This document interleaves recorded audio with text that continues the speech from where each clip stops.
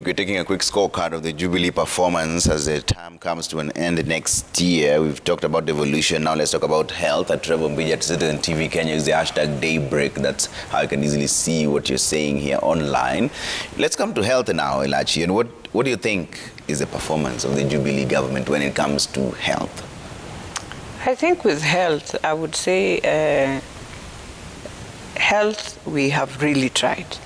In terms of just coming in, first of all, looking at the structure properly, supporting counties to have their equipments, ensuring every hospital at least has equipment. Right now we have 59 dialysis centers, and we find Mbagathi has one of the best, by the way, followed by Kenyatta. And so I would tell you also, when you look at the hospitals, and even just recently when the president has boosted Nairobi completely to have the 19 hospitals that we now have, at least level 3 to level 4, and some of them level 5, it will ease also Mama Lucy. You can't believe in Mama Lucy, they normally receive 1,800 patients a day.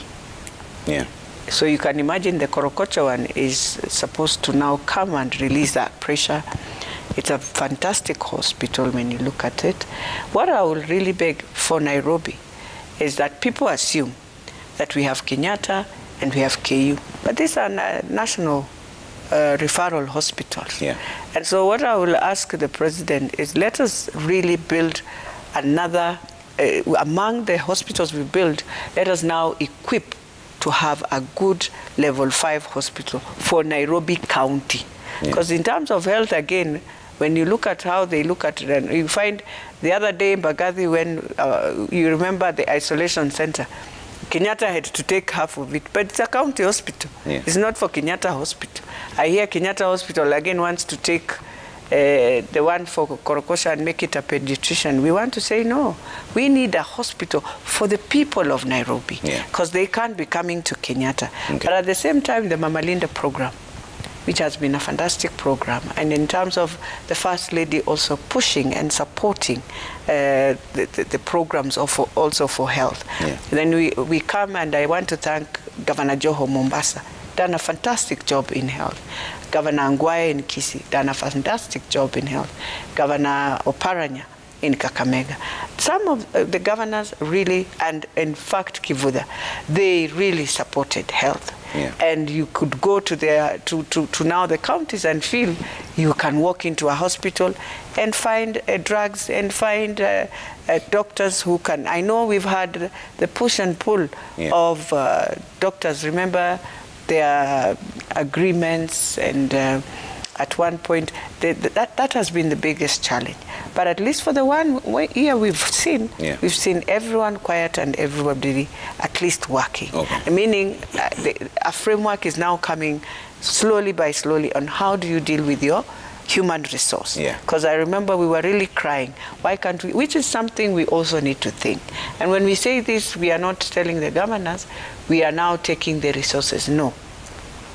The reason why I always feel, this is my opinion, that the human resource of health would have remained at the national government.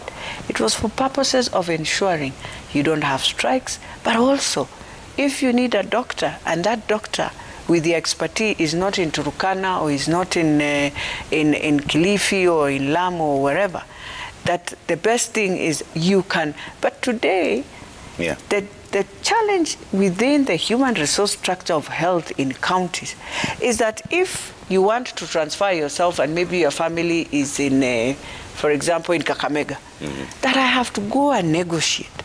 Look for someone who will leave and come to my position, and so for me I leave, and that is one thing. Even governors, even without using the national government, they should come up with their own framework of saying all our human resource, this is what we have. We are enriched in this expertise, we have less expertise in this, we have, and so you sit down and agree that you can be able to have a way of that transfer, that remuneration, which is equal, so that nobody feels if I go and work in this area, I am better off working. You know, today the other challenge of devolution is that, and I think SRC are trying to work a framework that you can imagine somebody might leave national government to go and work in the counties because the counties, maybe one county is paying better than national government. It should not be that way. I think, and in public service, we are coming up, we've already come up with that your payroll number will be your permanent payroll, whether you work at the county government, whether you work at the national government. You have one payroll number, and so the structure is the same. And so what SRC should be doing now, and it's good that we have now 10 years looking at devolution, governors, we have those who are leaving. Look at a framework where all the benefits, all your resources in terms of remuneration should be equal to, so that nobody feels I am working here, I have to move here. No, equal. That will really help. So your score for health, 1 to 10? 7. 7? Yes. Okay, that's 7. interesting. Irungu? Yeah. I think when you talk health, you see many people will talk about KEMSA. They'll talk about NHIF. They'll talk about universal health. They'll talk about the medical equipment scheme. The medical equipment scheme. They'll talk about the containers. I think health has been riddled with corruption. And that's why a lot of Kenyans actually see health as not having worked. I think in terms of NHIF was, I questioned how we are starting NHIF and going universal without biometrics, because we were all very aware that Kirinyaga Road will be on overdrive to preparing all these invoices, and it did, as you saw. When we talked about we saw the universal healthcare being launched and piloted in the first 4 counties. You see, universal healthcare has not worked anywhere in the world. I think it's some form of it, but not like a full universal health, because it's too expensive, and has to be there has to be a way for the private citizen to also be able to pay for there. So it was piloted, and we never got the results of the pilot. Of course, the KEMSA scandal left everyone wondering what happened. It was August last year.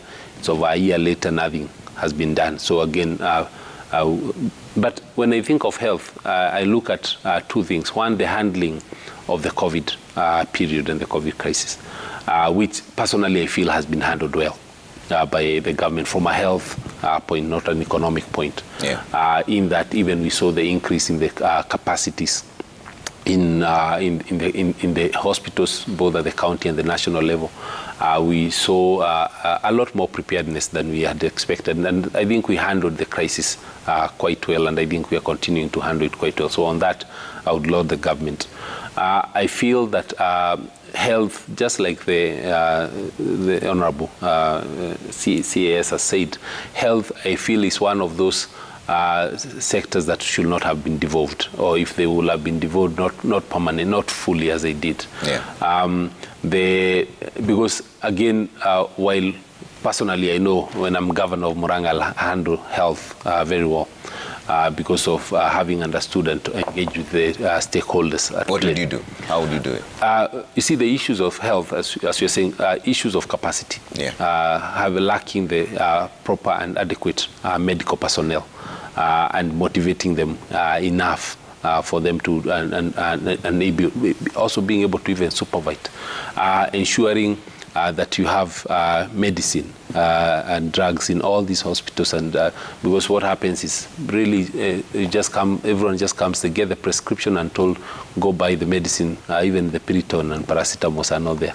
Suppose the governors are complaining that that's because you're first restricted to buy from KEMSA, which may sometimes not have the required deliverables that you need at the time, but you're restricted by the law to buy from them. Actually, most don't even buy from KEMSA. What they do is they accumulate some pending bill at KEMSA, and then KEMSA blacklists them, and then they start buying from private pharmaceuticals. So that's so. Actually, they don't buy from KEMSA. They buy about, and even when you go to KEMSA, you probably get allocated probably about 50% of your orders. So you still have room to buy from others. The issue had been actually the funds that come from the hospitals are not directed back to the hospital. I think that was supposed to be cured in the finance bill last year, which then was saying that this money needs to be translated and transferred straight back to the hospitals, the funds that are collected to ensure that there's proper flow of the same. I think the other thing that we need to look at is the infrastructure. We have a hospital in Murang'a that was started in 2010, Kerwara Hospital.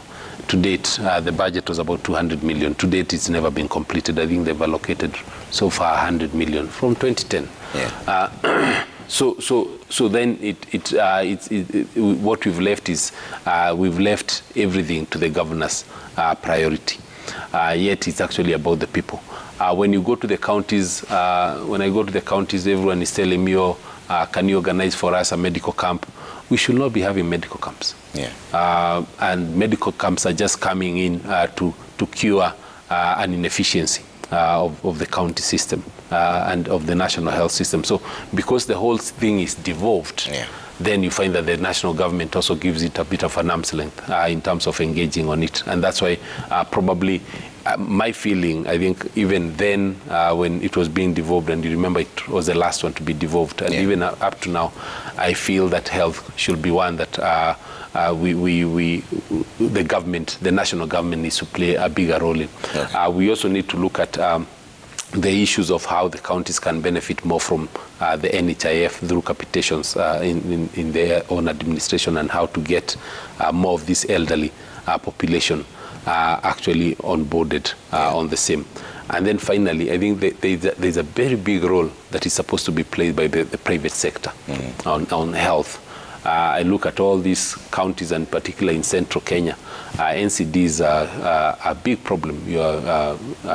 Diabetes and other the non-communicable diseases. Yeah. But we actually do not have any institutions, private or public, that actually are accessible in the region. Yeah. Yet we do not have a way that we do not have. I have not seen any efforts from anyone on how to bring in the private sector players. Yeah. We're talking about cancer being a huge impediment nationally and a big concern even at the local level. But again, there's zero investment in cancer care. Yeah. And nobody is actually encouraging investors and giving them those incentives to actually set up such. So I feel the national government can play a bigger role in providing incentives for healthcare, both from manufacturing of the medicine all the way to actually setting up institutions of healthcare. So what would be your score? I'd give it I'd also give it a 7. A 7? Yeah. A 7 sounds quite impressive, Elachi, because also Stephen Wanda is asking here. He's saying, ask your panelists why teachers are on 2 medical schemes. Why not just have one comprehensive one? Is that where we're losing it? Where we have so many fragmented schemes? Yes. And not just one that works for everyone? Though Irungu says UHC has never worked anywhere.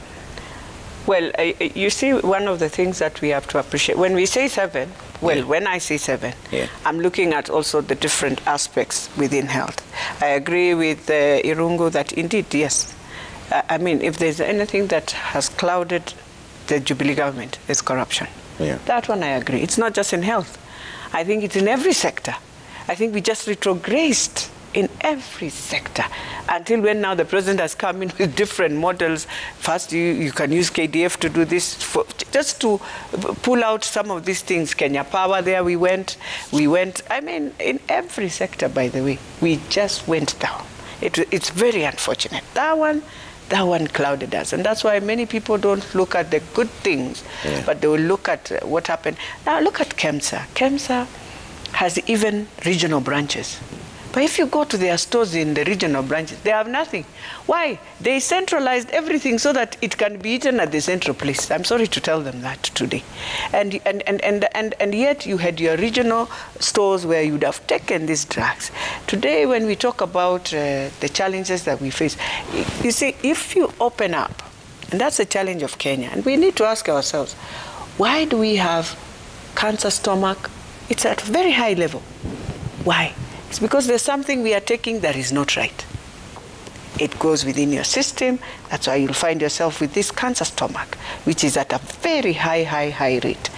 and it means we are consuming. And so if you open up your health system, especially medication, that we can just decide to buy anywhere. We have finished Kenya. Live now where we are. Because I'll tell you even where we are today. It's not that. It's because we have just... one thing I realized for us, all of us, Kenyans, we can do anything to get money. It's very sad. Anything. You don't care whether I'm killing Trevor, but I want the money. So what you consume or what Irungu consumes, that's none of my business. I have made my money, and I'll stand somewhere and be very proud saying how I'm making money. But you're making money killing people, and it's going to hurt this country. It is the same way when you look at now the saga of KEMSA. Then you look at how the USAID came in and questioned. Why? Because roughly 40 to 60 billion used to come from them, and they used to support. And they would wonder. And even now, and I'm sorry to say, I heard the other day, he was on this studio, one of the health guys, directors, saying, we are about to receive immunization of COVID from the EU. And I'm not saying it in a bad way. But then he said the shelf life, it's about to expire in 90 days. I asked myself the first question. If indeed the laws of KEBS say you cannot bring something in Kenya within a shelf line of 75 shelf line gone, how are you allowing, first of all, this jab to come in? 2, where are you going to dispose? You have not even told Kenyans. But here we are waiting a jab, which is about to expire in 90 days. Then you have another country telling you we have jabs which will last for 2 years. Surely. But because of our pull and push, we want to now compromise here. But you're not telling Kenyans we are about to compromise. We are not going to finish those jobs. When they come, in fact, you'll make Kenyans fear more. In fact, after that show, many Kenyans I know who are wondering, this one coming from are we going to go for that one? That one they are saying is about to expire and it is coming. It makes people fear. So I would say in the health sector, we have to be very cautious. It's human.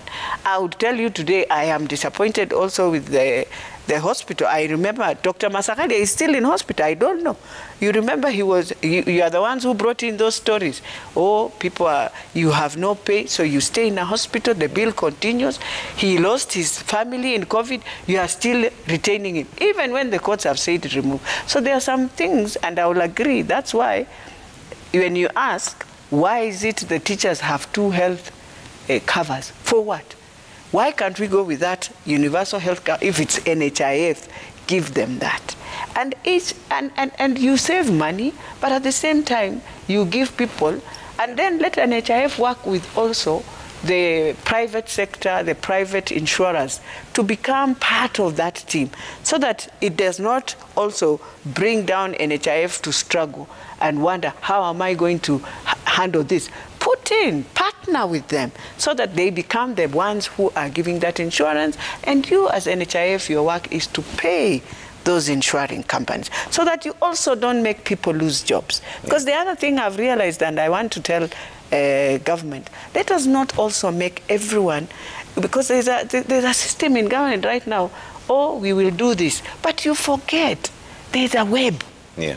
So all of a sudden you have made people jobless. Then where do they go? But when there are more within, you create more revenue. Okay. You collect more revenue. But speaking of webs, like you are in government, and we know there are Kenyans who are still being detained up until today for medical bills. I know. It's been pronounced as illegal, but it is still happening. That's why I'm saying I cannot understand. But also, Parliament has to help us with this. You see, you must bring in a law that enforces some of these things without fear of the private sector. I don't know what. This thing of telling me, this is health, this is human.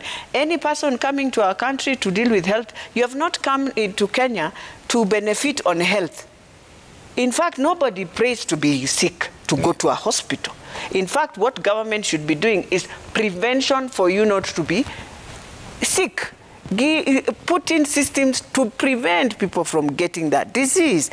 But then when you find hospitals have, in fact, during COVID time, if there's a time hospitals. And that is one time I really looked at Parliament and I said, I wish Parliament came in with an enforcement of the maximum you can charge in terms of COVID. But when a person is in hospital and you give him a bill of 15 million for 6 weeks, surely, I mean, even you are no longer somebody who is in terms of conscious of human.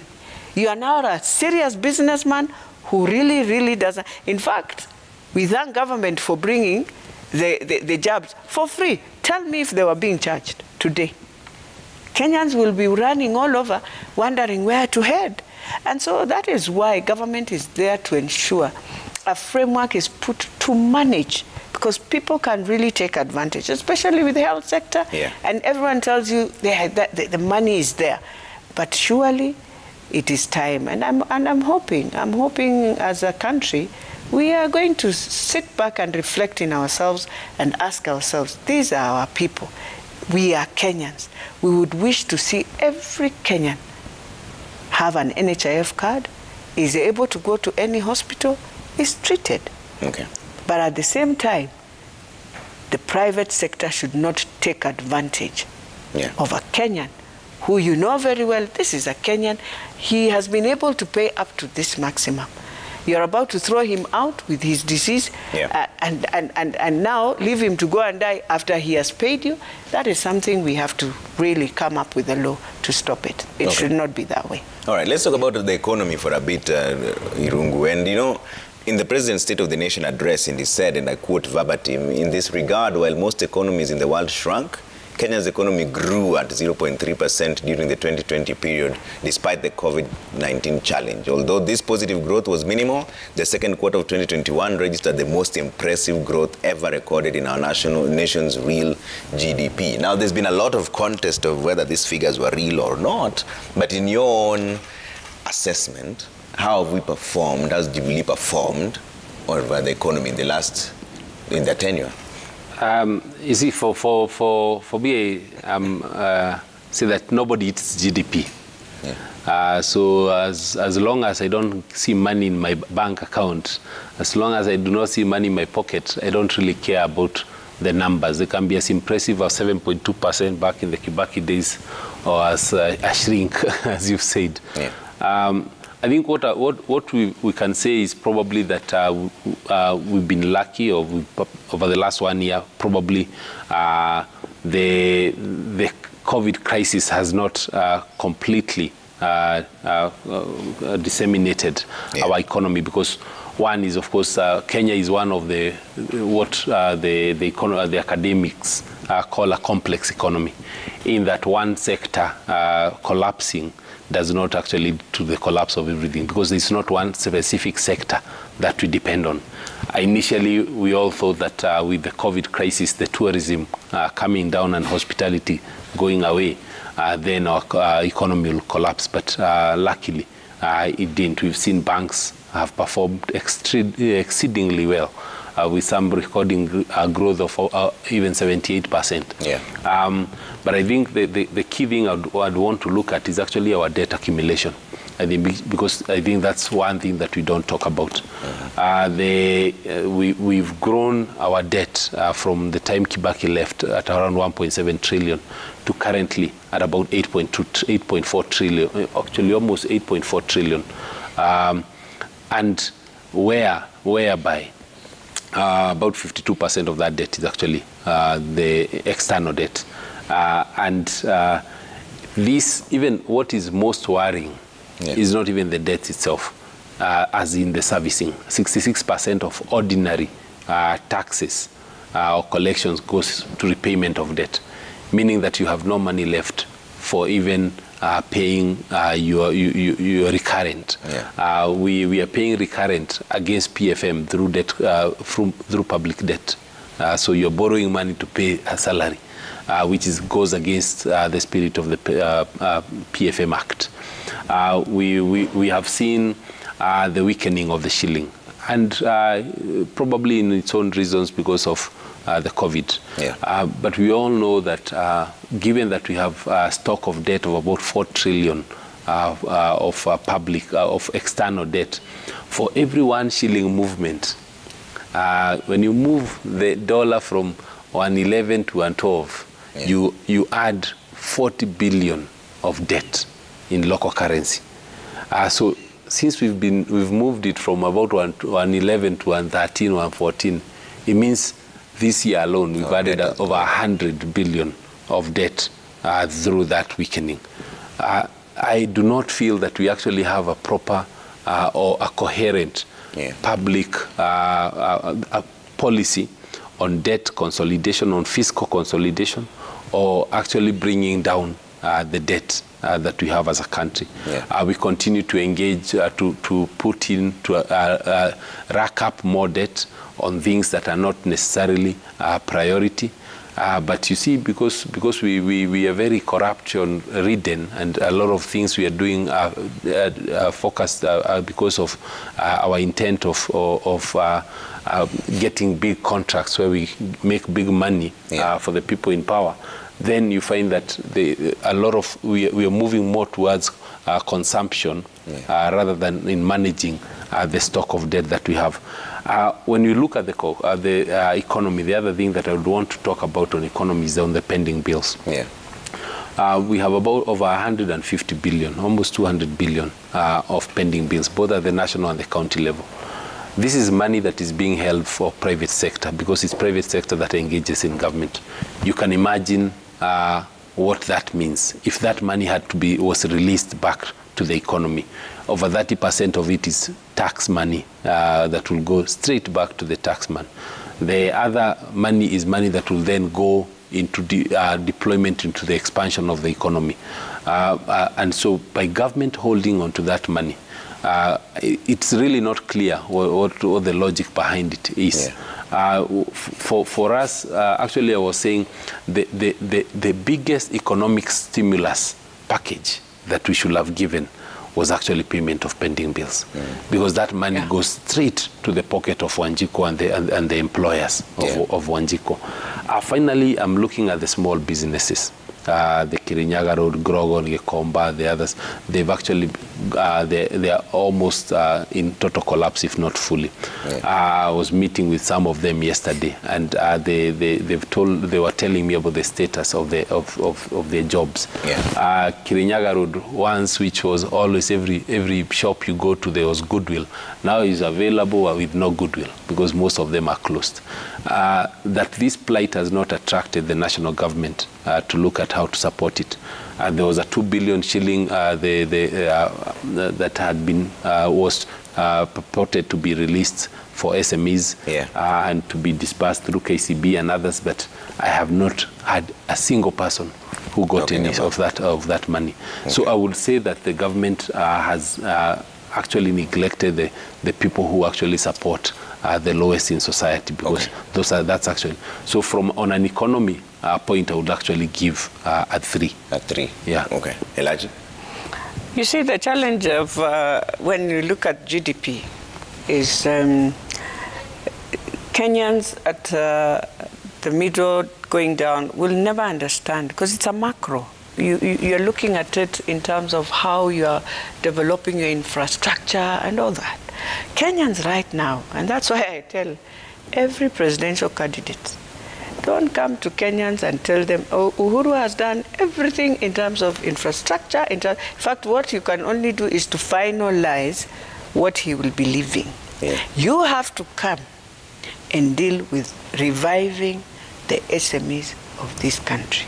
And you don't tell me it is that bottom up. Bottom can even mean I am at the bottom, I will be supplying to you. You are the only one who will have access to market.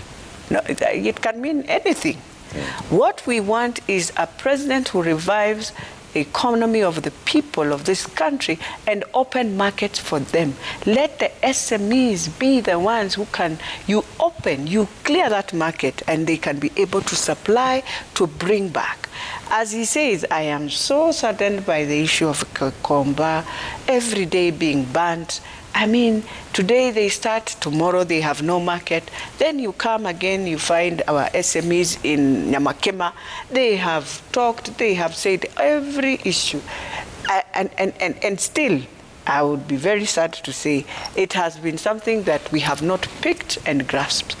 I would wish, as I wish my president, a Christmas that is coming that is of good health to him. He has nothing to lose next year. Let him be very clear on pending bills. Yeah. Let him come very forceful. First of all, create a structure in Treasury where all pending bills must be paid directly to the supplier, not to go again to the department where the pending bill was. You find in that department they have latest pending bills. So even if the president will give them the money, they will take the money, they will lie to him, they will pay half, and they will take half to clear their current pending bills. That is very unfortunate. From 2013, the Jubilee government has to look at every pending bill from 2013. Yeah. Put in a structure in Treasury and say, this is a committee. Let that department come into Treasury, give their list. Treasury releases the money direct to the person who supplied. Yeah. Let us stop this thing of asking, and sit down with the Auditor General. And some of this have been audited by the Auditor General. She has agreed this can be paid. Yeah. But you find our team just going round. We are talking of NYS, we are talking, I don't know of which department, many departments. Then you go back to the county governments, the same. Now the governors are leaving. I am hoping even at that level, the counties should tell us, how are we paying straight the suppliers? Let us not make Kenyans who were never beggars to become beggars, to come and be begging for their own money. Some did a fantastic job. Yeah. You are using. Some of them will tell you, I built the morgue. Yeah. And you can go see the refurbishment. Something you can see and verify. Why can't you pay that woman who has been asking for her payment for the last 10 years, for the last 7 years? So for me, I would tell them, if there's something we have done, is to indeed, and that is what has made many Kenyans be very angry with the government, not with the president. We have made now the president to be part of the problem, because people are wondering, you are our president, why can't you help us? Yes. Let me see what you're saying on feedback and then come to you for closing remarks. A minute each. Let's bring them up real quick. John Irungu says it is so sad that MOH recruits healthcare workers as UHC interns. Even after a number of requests by counties on their need of service, they're still unemployed. Some counties budgeted for them, but finance claim they don't have the money. Jakadianga says, I support Speaker Beatrice Elachi's sentiments concerning HR for health. A number of UHC interns were issued with personal numbers. After that, everything went silent.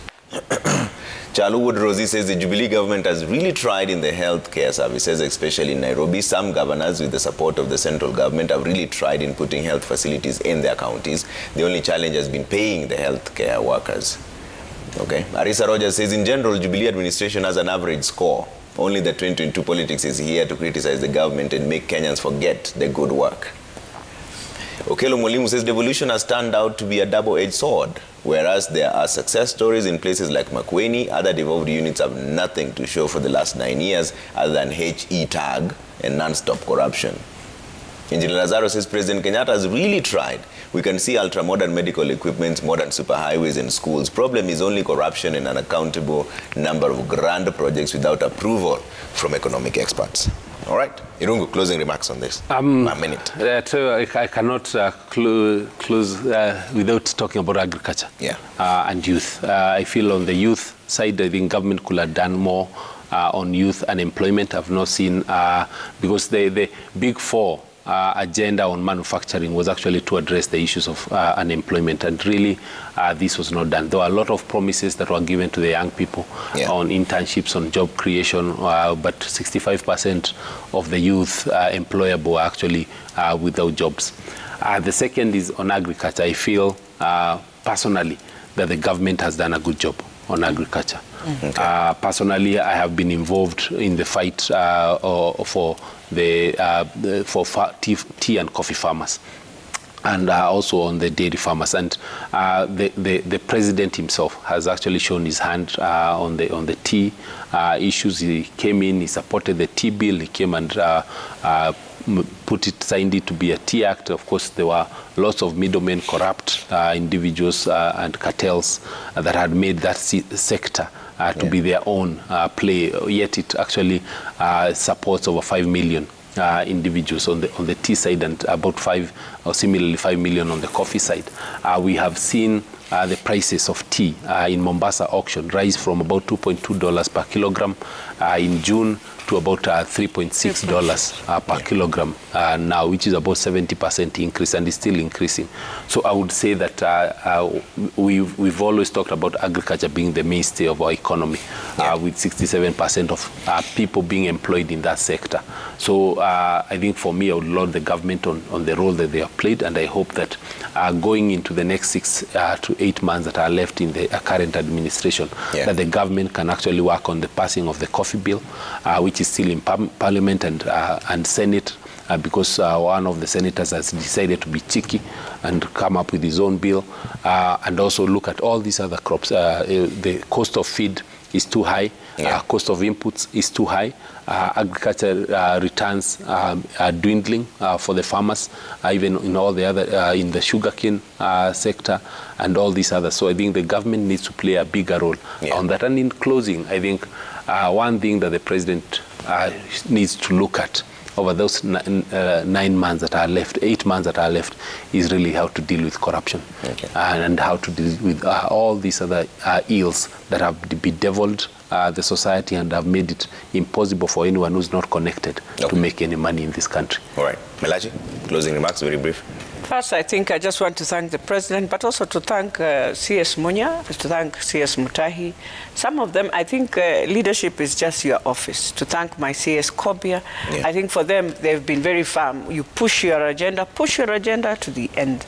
But then having said that, and also Matiang'i, you love him or hate him, he has been very strong in terms of what work he was given, and he toned down on the projects where one was saying the projects without approval from economics experts, which is true.